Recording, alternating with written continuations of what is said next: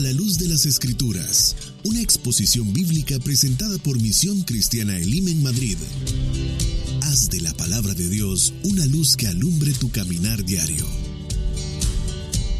Juan capítulo 10, verso 22. Vamos a leer hasta el versículo 9. Esta mañana vamos a leer en la versión Reina Valera de 1960. Evangelio según San Juan, capítulo 10, verso 22.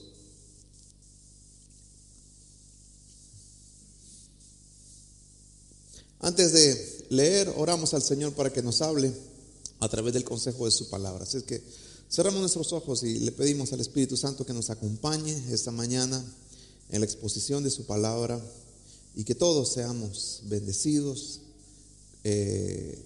confrontados, restaurados a través del poder que actúa en ella. Señor, gracias te damos esta mañana porque tú eres muy bueno.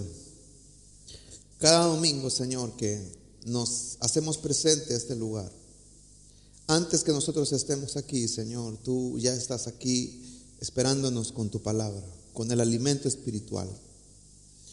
Por eso que yo te pido que esa palabra, Señor, que viene de ti para tu pueblo, pueda nutrirnos, fortalecernos, animarnos a creerte a ti, a creer a tus promesas, pero también, Señor, a vivir conforme a la obediencia que tú demandas de tus hijos.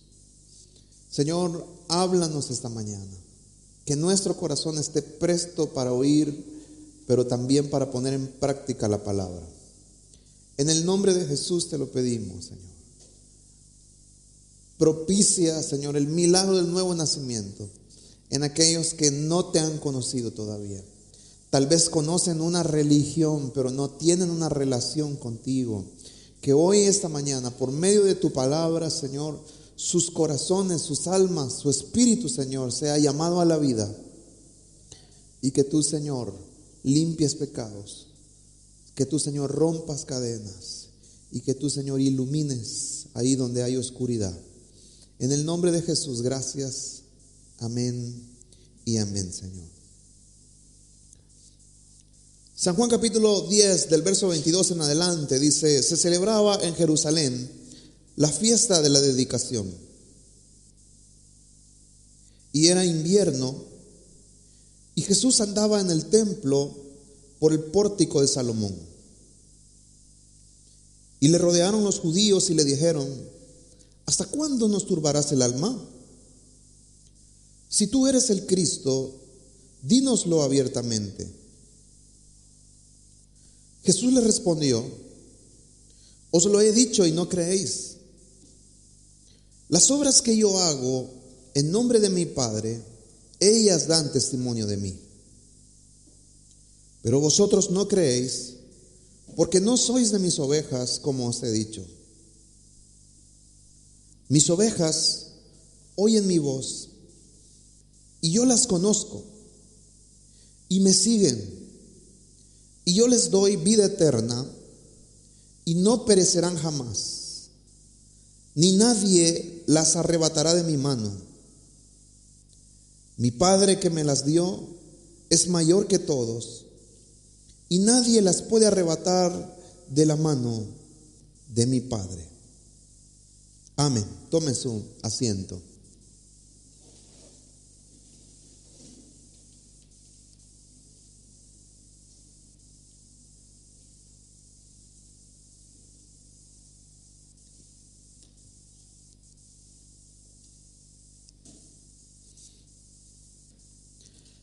En varias ocasiones he intentado explicar que los evangelios no tienen únicamente como propósito el narrar la vida del Señor Jesús, o sea, no son una biografía de la persona y el ministerio del Señor Jesús, sino que los evangelios, o lo que nosotros conocemos hoy como evangelios, son realmente interpretaciones teológicas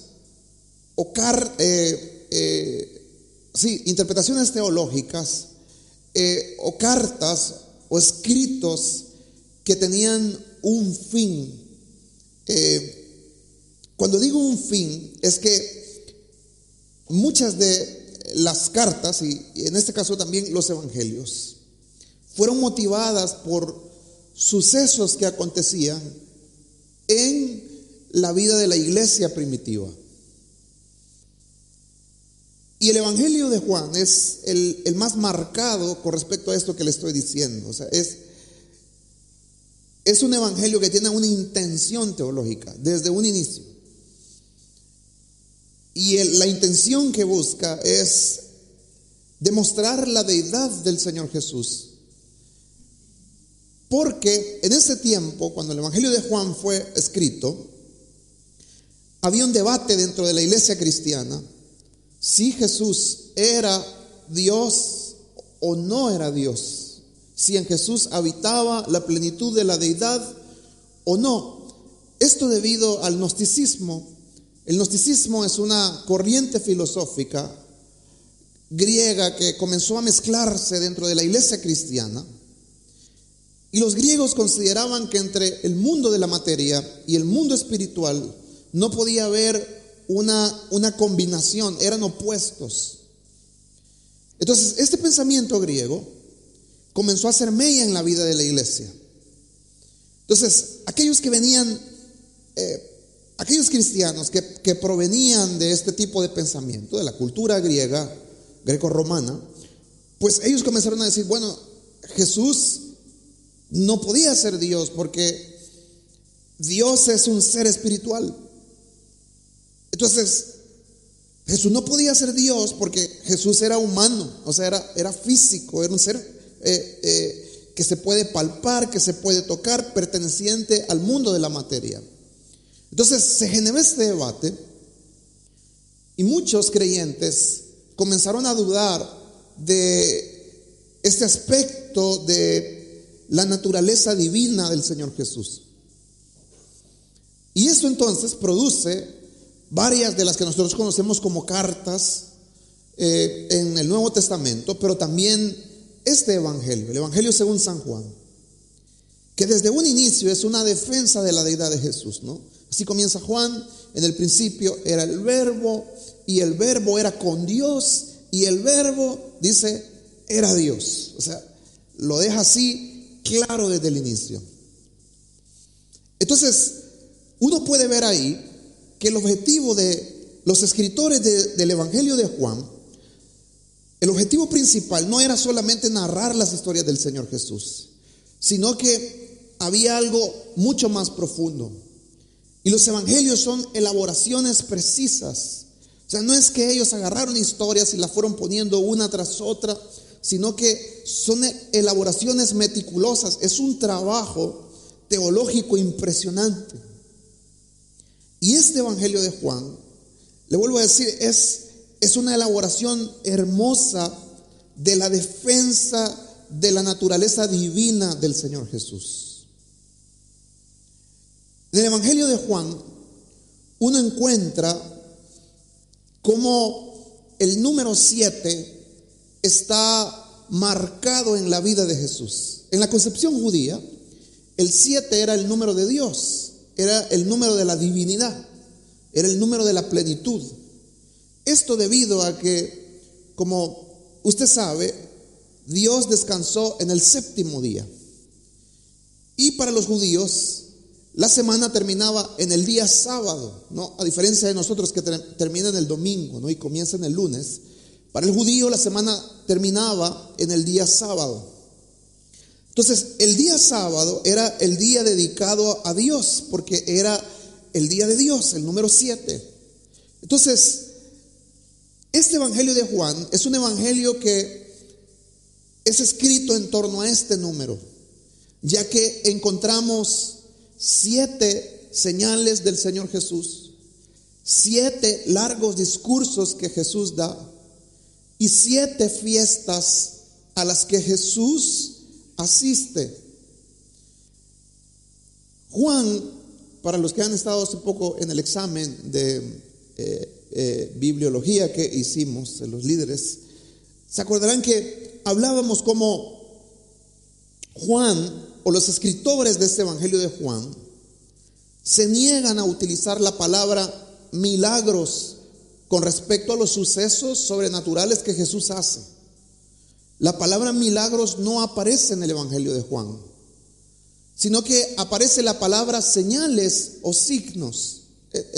Eso es la palabra que aparece para narrar esos sucesos milagrosos o sobrenaturales que Jesús hace. Pero vea, hasta en eso los escritores de Juan tuvieron esa delicadeza de omitir esta palabra y poner señales. ¿Por qué señales? Porque las señales apuntan hacia algo. O sea, los sucesos sobrenaturales de Jesús apuntaban hacia una dirección. ¿Y cuál era la dirección? Era señalar que Jesús era el Hijo, era Dios, era el Hijo de Dios, pero era Dios en su totalidad. Y son 7 señales que van desde el más pequeño hasta el último de los señales. Bueno, no el más pequeño, pero sí pudiéramos decir tal vez el menos maravilloso o el más fácil, pudiéramos decir, de todos, que es el milagro de convertir el agua en vino. Y termina con la última de las señales, que es cuando Jesús resucita a Lázaro de los muertos. Entonces va como de menos a más. Entonces cada una de las señales va acompañada de un discurso. Este es casi el orden, es una señal, un discurso y después una fiesta. Y así va, luego vuelve otra señal, otro discurso largo y después otra fiesta. Y así, hasta que llegamos a este capítulo 10, donde ha seguido el mismo orden. Ha habido una señal, que es la que aparece en el capítulo 9, cuando Jesús sana a un hombre ciego de nacimiento. Y esta sanidad produce un tremendo altercado con los judíos, porque el milagro era tan evidente que los judíos no podían negarse ante lo que ahí había ocurrido. Entonces llaman a este hombre, llaman a sus padres. Todos están asombrados porque todos sabían quién era este hombre. Este era un hombre que había nacido ciego, era un hombre que se dedicaba a la mendicidad, todos lo conocían. Y de repente ahora él está viendo. Entonces los judíos hace como, cuando hablo de los judíos es de los fariseos, los saduceos. Ellos hacen una investigación para ver qué fue lo que pasó. Y ante la evidencia del milagro, la conclusión de ellos es: Dios ha hecho un milagro, pero no ha sido por causa de Jesús, sino que los fariseos le dicen: dale gloria a Dios, porque Dios te ha sanado. Pero este hombre, este Galileo, no sabemos de dónde viene, no sabemos quién es. Entonces, este ciego de nacimiento, que pues en agradecimiento al milagro que ha recibido del Señor, les dice: pues eso es lo hermoso, que no sabemos de dónde viene este Jesús. E invita a los fariseos y saduceos a seguir a Jesús, a adorarlo. Entonces lo que ellos hacen es que expulsan a este hombre del templo y de la sinagoga. Y luego este hombre se encuentra con Jesús, y ahora viene Jesús y comenzará, después de esta señal, un discurso, el famoso discurso llamado como el buen pastor. Y después de esta señal, el discurso, viene la fiesta. Entonces le digo, cada uno de las fiestas, o sea, si Juan pone que Jesús asistió a una fiesta, no es para que usted viera qué buen judío era Jesús, que asistía a todas las fiestas religiosas, sino que cada fiesta apunta hacia un aspecto de la vida, el ministerio, de la divinidad del Señor Jesús. Cada fiesta apunta hacia su obra. Entonces, por eso le digo que son elaboraciones meticulosas que cuando uno estudia de lleno el texto, uno se queda asombrado de cómo ellos, guiados por el Espíritu Santo, podían hilar todo esto en torno a la vida del Señor. Entonces, le vuelvo a decir, el contexto es este, es la señal de aquel hombre que vivía en oscuridad y vio la luz, recibió la sanidad. Ahora, en el capítulo 10, se nos narra que Jesús está en Jerusalén en la fiesta de la dedicación. La celebración de la fiesta de la dedicación, que en hebreo se llamaba el Hanukkah, que es una fiesta que todavía se celebra, era una fiesta que no se encuentra en el libro de Levítico, sino que es una fiesta que se origina muchos años después. Y es una fiesta que es una celebración de la liberación del dominio ciro-helénico. No sé si ustedes se acuerdan, la semana pasada estuvimos hablando de cómo cuando Israel regresa del exilio, reconstruye de la mano de Zorobabel el templo del Señor. Bien, cuando el imperio medo-persa cae, Zorobabel termina el templo. Israel vive como un tiempo de acercamiento a Dios, pero se vuelven a alejar del Señor. Y entonces hay una época que se le llama intertestamentaria. Es una época que no aparece en la Biblia, que pues es los sucesos que se dan desde Malaquías hasta el libro de Mateo, ¿no? Cuando Jesús aparece en escena. Pero ahí hay una época de 300 años aproximadamente. Ahora, ¿qué sucede ahí? Bueno, se levanta otro imperio, el imperio griego de el famoso Alejandro Magno. Alejandro Magno muere, su imperio se divide en 4 mini imperios, y estos imperios entran en guerra los unos con los otros. Y de estos imperios que se han dividido, habían 2 muy fuertes, o 2 reinos que estaban en guerra. Y dentro de, o entre en medio de estos reinos, estaba Jerusalén. Entonces Jerusalén era una ciudad que estuvo en disputa por unos y los otros. Unos las conquistaban, los otros cuando el otro imperio caía, los otros la conquistaban, y estaba así, en disputa. El libro de Macabeos, que es un libro que no aparece en las traducciones de las Biblias protestantes, pero sí aparece en las traducciones de las Biblias católicas, narra esta historia de cómo se origina el Hanukkah. Y lo que Macabeos cuenta es que en esta disputa que hay de estos 2 reinos, los sirio-helénicos conquistan Jerusalén. Y el rey de este imperio se llamaba Antíoco Epifanes. Y cuando él conquista Jerusalén, él llega a Jerusalén y hace una abominación en el templo del Señor, en el lugar santísimo. Y es que encima del altar del sacrificio, encima del altar, él construye otro altar. Y en este altar, él manda a sacrificar una cerda. Para los judíos, los cerdos son animales inmundos. Entonces, lo que Antíoco Epifanes está haciendo es que él está profanando ese lugar, o sea, se está burlando del Dios de los judíos, sacrificando una cerda. Sacrifica la cerda, la corta en pedazos, y de los pedazos manda a hacer una sopa. Y cuando se hace la sopa, ordena a los soldados que rocíen la sopa en todos los pilares del altar, en las paredes del altar.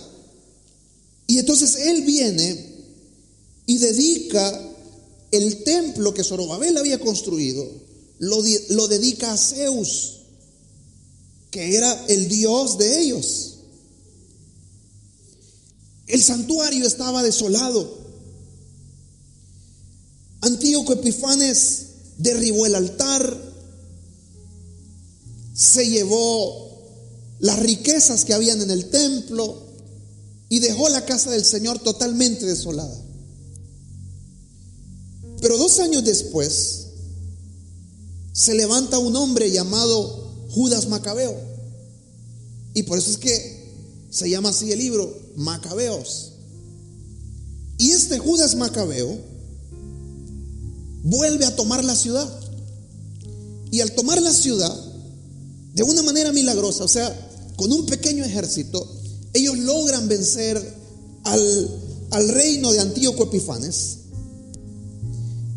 Y Judas Macabeo derriba el altar dedicado a Zeus y construye un nuevo altar de piedra sin labrar para el Señor. Entonces él reedifica el altar al Señor y purifica el templo. Entonces cuando él purifica el templo, él manda a llamar al pueblo y él convoca al pueblo a una fiesta de 8 días que se llamaría la fiesta de la dedicación. Es esta fiesta que le digo. Por eso es que es una fiesta que no está narrada en Levítico.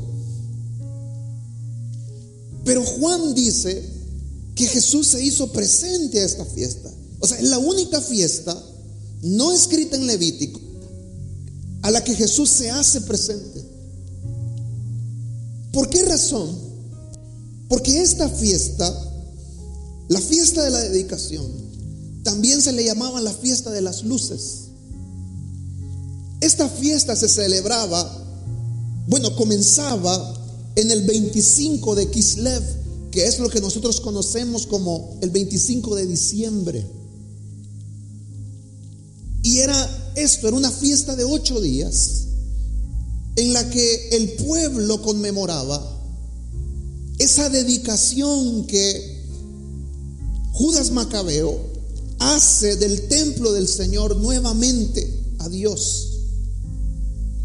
Y en estos 8 días lo que sucedía es que el pueblo sacaba lucecitas. Eran 8 días donde la mayoría de las fiestas se hacía de noche. Entonces, muchos lo que hacían es que cada día a sus casas iban agregando una luz. Eran como farolitos. Entonces, el primer día todas las casas sacaban un farolito, el segundo día 2 farolitos, el tercer día 3 farolitos, así hasta llegar al 8º día, donde las casas se llenaban de muchos farolitos de luces. Entonces, esta fiesta era la fiesta de la luz. Ahora usted entenderá por qué los escritores del Evangelio de Juan ubican esta fiesta justamente después del milagro del ciego de nacimiento, de aquel que vivía en oscuridad, pero ahora ve la luz. Ahora entiende por dónde van los tiros. Entonces, Jesús está en esta fiesta de la dedicación. Y lo que simboliza esta asistencia de Jesús a esta fiesta es que Jesús es la luz del mundo. Jesús es el único capaz de traer libertad a aquellos que viven en una profanación constante debido al pecado. El ser humano ha sido profanado. Dios creó al ser humano para vivir en una relación con Él, pero el pecado contaminó y profanó la obra de Dios. Así como este hombre derramó esa sangre de esa cerda para profanar el templo dedicado, el lugar dedicado al Señor. El pecado contamina, nos rebaja, nos sumía del estado original, el que Dios en la creación, en el Génesis, nos había hecho. Entonces Jesús es ese Judas Macabeo que se levanta, pero Él es el que trae la verdadera luz. Una luz que no puede ser apagada por nadie. Él es el que tiene el verdadero poder para dedicar aquellas vidas que han sido profanadas por el pecado nuevamente a Dios. Y ese es el mensaje del Evangelio. Ese es el mensaje de la obra de Jesús. Que no importa cuán oscuro haya sido nuestro pasado, que no importa de dónde vengamos, qué terribles hayan sido nuestros actos, cuán vergonzoso haya sido nuestro pasado, Jesús tiene el poder con su luz de limpiarnos, de transformarnos y de dedicar nuestra vida nuevamente al Señor.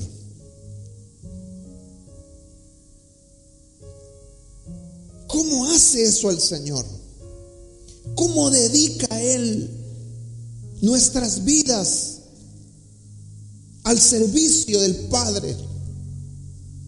Dice en el versículo 27 que lo hace en primer lugar a través de la palabra.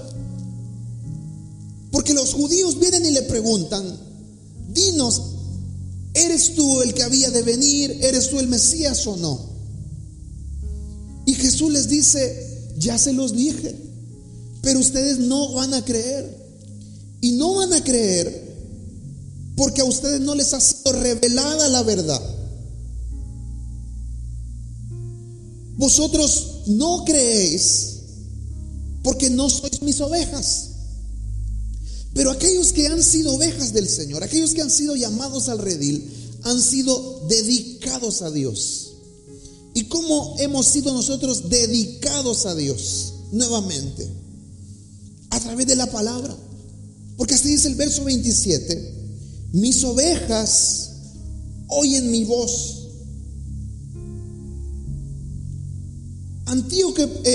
Judas Macabeo rededicó el templo de Zorobabel al Señor a través de la violencia. Pero Jesús no va a dedicar nuestras vidas, el templo de nuestro cuerpo, no lo hará a través de la violencia, sino que lo hará a través de su obra, de su sacrificio, pero a través del mensaje del Evangelio. O sea que Dios no es alguien que nos va a traer a la fuerza sus caminos, como muchos tal vez quieren hacerlo creer, y es: ya te va a traer Dios a la fuerza, algo te va a hacer Dios para que vengas a Él. Yo no me niego que Dios pueda permitir situaciones en nuestra vida para que nosotros alcemos nuestra mirada al Señor, pero la manera en la que Dios nos hace parte de su redil, la manera en la que Dios dedica nuestras vidas profanadas a Dios, la manera en la que Dios alumbra en nuestra oscuridad, es a través de la palabra. Por eso dice: mis ovejas oyen mi voz. Lo primero es la palabra del Señor. Tú necesitas oír la palabra de Dios. Está bien ir a terapias, te pueden ayudar. Está bien que hagas ciertas cosas que pueden traer cierta estabilidad a tu vida. Pero lo único que puede limpiar la profanación que el pecado ha hecho a tu vida y a mi vida es la palabra de Dios. Por eso es que el Evangelio simboliza la palabra como agua que purifica. La palabra trae limpieza. Cuando nuestras vidas profanadas por la maldad, por la oscuridad, vienen ante la palabra es como una fuente de agua que se vierte sobre nosotros y comienza a limpiar ahí donde hay suciedad. Entonces dice el Señor que Él dedica sus ovejas al Padre a través del llamado que hace por medio de la palabra. Por eso dice: mis ovejas oyen mi voz. Pero también el Señor dirá que nuestras vidas y las vidas de los que viven en profanación son dedicadas a Él a través de una relación de intimidad. Porque miren lo que sigue diciendo el texto. Dice: oyen mi voz y yo las conozco. Esta palabra, que en el español se traduce conocer, es la misma palabra que se usa en otros pasajes de la Biblia para hablar de una intimidad marital. ¿Se acuerda usted del texto famoso de Génesis que dice: y Adán conoció a su mujer? No es que Adán le dijo: buenas tardes, mi nombre es Adán, ¿verdad? Estoy aquí para servirle.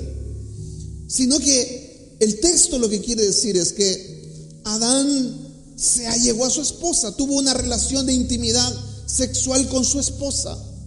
Entonces, cuando Jesús dice: yo las conozco, está diciendo que Él tiene una relación íntima con ellas. Es una relación que sobrepasa la relación de la religión. Porque en la relación de la religión lo que hay es un convenio. La religión lo que proporciona es un trato. Y es: yo hago para recibir algo. Eso era lo que decía la religión judía. Es: si tú haces ciertas cosas, entonces Dios te perdonará. Si tú cumples ciertas normas, entonces Dios obrará en favor de ti. Entonces la religión es una relación de conveniencia.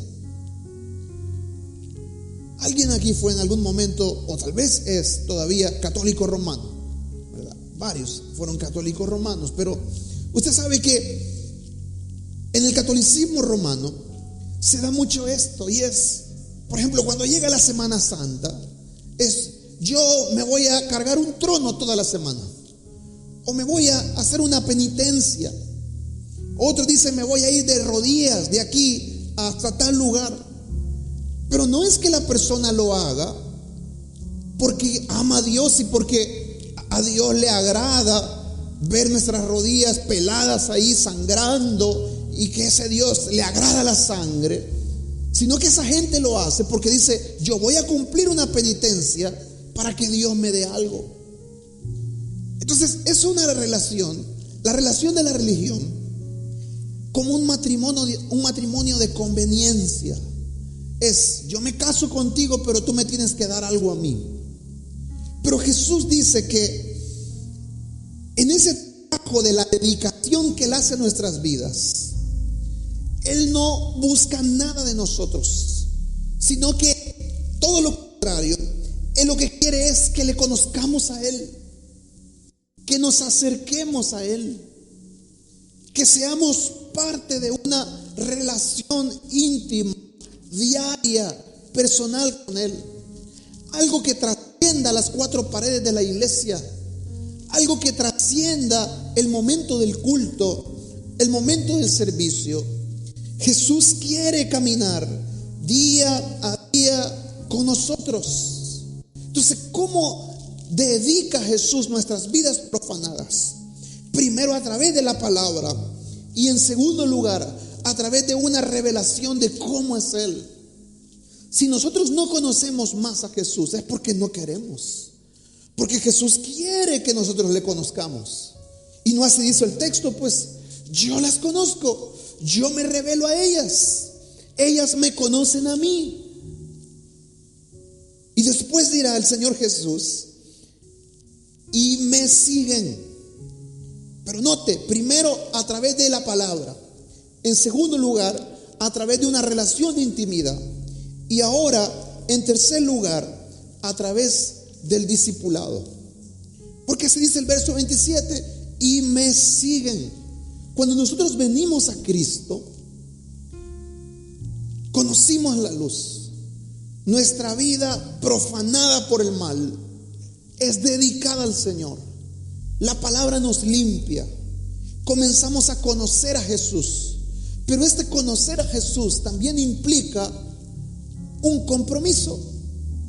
No un compromiso basado, le vuelvo a decir, en las premisas de la religión de dame y te daré, te ofrezco y me das, sino es un compromiso de seguir a Jesús, de aprender de Él. Aquellos que han sido dedicados a Dios son hombres y mujeres que siguen a Jesús. Pero para seguir a Jesús hay que verlo, hay que ir tras sus pasos, hay que andar tras Él. Esto nos debe hacer pensar, ¿qué somos? ¿Somos asistentes a una iglesia o somos discípulos del Señor? ¿Qué somos? ¿Somos siempre afiliados a una idea religiosa? Lo mismo que los socios del Real Madrid, que los socios del Barcelona, que cualquier otro religioso. Compartimos unas ideas, asistimos un domingo en la mañana, nos sentamos, escuchamos, me parece bonito lo que dijeron y me voy. ¿Considera usted que eso es ser discípulo de Cristo Jesús? Pocos dijeron que no. ¿Cree usted que eso es ser discípulo de Cristo Jesús? ¿Qué es ser discípulo de Jesús? Es, como dice el texto, seguirle. Seguir implica que hemos de hacer de Jesús nuestra referencia en la vida. Seguir implica que hemos de entregarle a Jesús el lugar de dirección de nuestra vida, donde ya no somos nosotros quienes decidimos dónde ir, sino que ahora nosotros vamos donde Jesús quiere que vayamos. Es entregarle a Jesús la dirección de nuestras vidas. Es entregarle a Jesús el timón del barco para que Él nos guíe y nos lleve a donde Él desea. Entonces, ser discípulo del Señor es más que sentarse en una iglesia, más que incluso pertenecer a un servicio, a apoyar a la iglesia en alguna área de necesidad.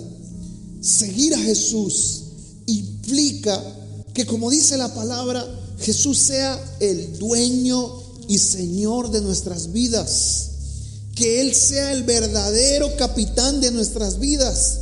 Nosotros le cedemos a Él la dirección de nuestra vida. Y como dice Pablo, ya no vivo yo, mas vive Cristo en mí.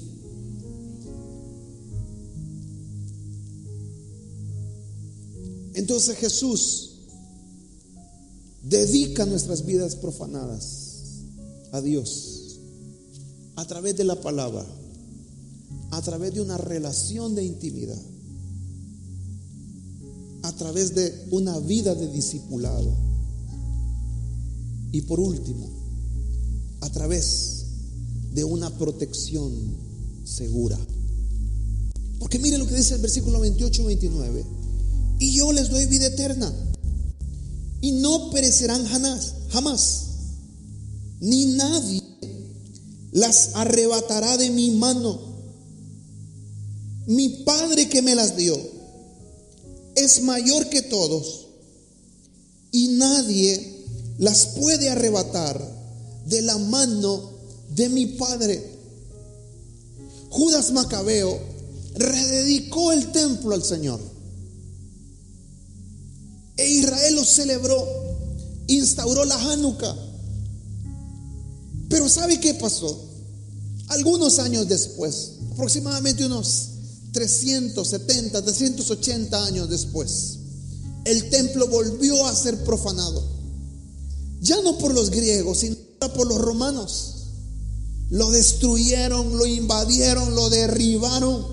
El templo volvió a ser profanado. O sea que la obra que Dios hizo a través de Judas Macabeo fue una obra limitada. Pero Jesús está diciendo: aquello que yo dedico, aquello que yo transformo, aquello que yo escojo para Dios, para mi Padre, aquello que yo llamo para mi redil, nadie me lo puede arrebatar de mis manos. Quiere decir entonces que la seguridad de nuestra dedicación, de que no volveremos al estado de profanación, de oscuridad, no radica en nuestras fuerzas humanas, no radica en nuestras capacidades, porque si radicara en nuestras fuerzas humanas, nadie de nosotros se podría mantener en pie en la vida espiritual. Volveríamos cada día a profanar el templo del Señor. Pero Dios dice: yo los voy a mantener en pie. Esas vidas que yo escogí, que yo iluminé, que yo limpié, se mantendrán seguras, porque no descansa en sus fuerzas ni en su obra, su luz, su limpieza, su dedicación, sino que es por la mano de mi Padre. Aquellos que hemos sido llamados por Dios, nuestro depósito está seguro. Es por eso que si tú has sido escogido por el Señor, si Dios verdaderamente ha iluminado tu corazón y el pecado llega a nuestra vida, somos los seres humanos más infelices de la historia. Nos sentimos incómodos con el pecado. Nos sentimos estorbados por el pecado, nos deprimimos, nos ponemos tristes. Aquello que para otros es alegría, gozo, para otros es satisfacción, para aquellos que han sido dedicados a Dios, el pecado es tristeza. Y hay algo que nos dice: este no es tu lugar. ¿Alguien entiende lo que quiero decir? Hay algo dentro de nosotros que nos dice: no tienes que estar aquí. Este no es tu lugar. Tú no has sido llamado para esto. Tú no has sido llamada para esto. Y tarde o temprano, los que son de Dios regresan al redil.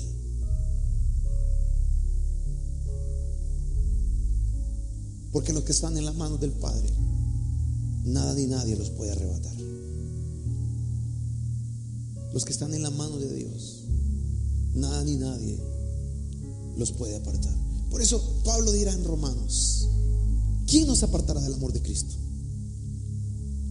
¿Quién? Dice: ni tribulación, ni angustia, ni persecución, ni hambre, ni desnudez, ni peligro, ni espada, ni cosas visibles, ni cosas invisibles, ni potestades, ni principados. Nada nos puede separar del amor de Cristo Jesús. Más bien, dice Pablo, ante todas estas cosas somos más que vencedores por medio de Cristo.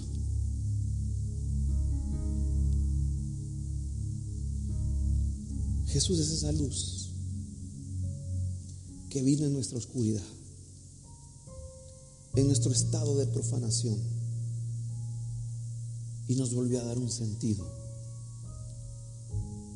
Nuestra vida era templo del pecado y de la maldad, y vino la luz de Cristo y nos convirtió en templo y morada del Espíritu Santo. Quiero finalizar esta mañana.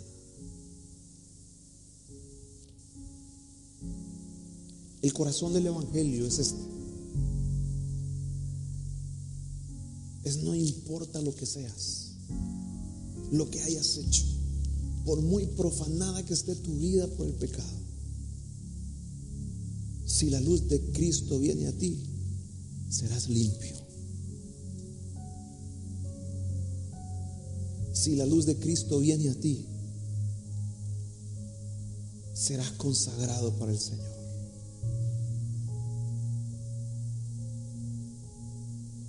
¿Se acuerda usted de la historia de Rahab? Rahab ¿Cuántos han oído la historia de Rahab? En el libro de Josué se nos narra la historia de Rahab. ¿Qué era Rahab? Una prostituta. Pero tuvo fe en el Dios de Israel. Creyó en el Dios de Israel. Y esa fe la hizo no solamente, no solamente propició que ella y su familia fueran salvadas de la destrucción que venía, sino que allá en los evangelios, cuando se habla de la genealogía de donde viene el Señor Jesús, Rahab aparece como una de las madres de Jesús. De eso es lo que le estoy hablando. Ese es el corazón del evangelio. Si la luz de Cristo te alumbra, Jesús te dedica a Dios y tu vida toma otro sentido. Si la luz de Cristo te alumbra, no importa lo que hayas hecho, hayas sido, en Jesús tienes un nuevo comienzo. ¿Cuántos entienden esto que les estoy diciendo de manera personal?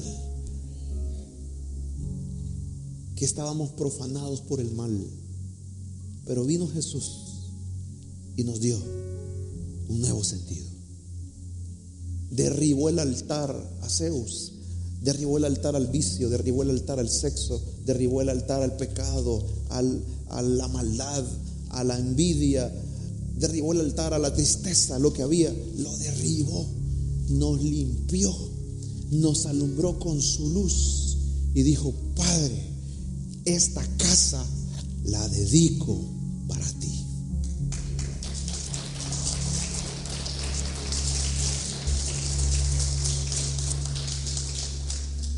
Por eso cuidémonos, porque no somos cualquier cosa. Cuidemos nuestra casa, cuidemos nuestra vida, porque hemos sido llamados para ser escogidos, apartados, dedicados para el Señor. Oramos al Señor. Póngase de pie.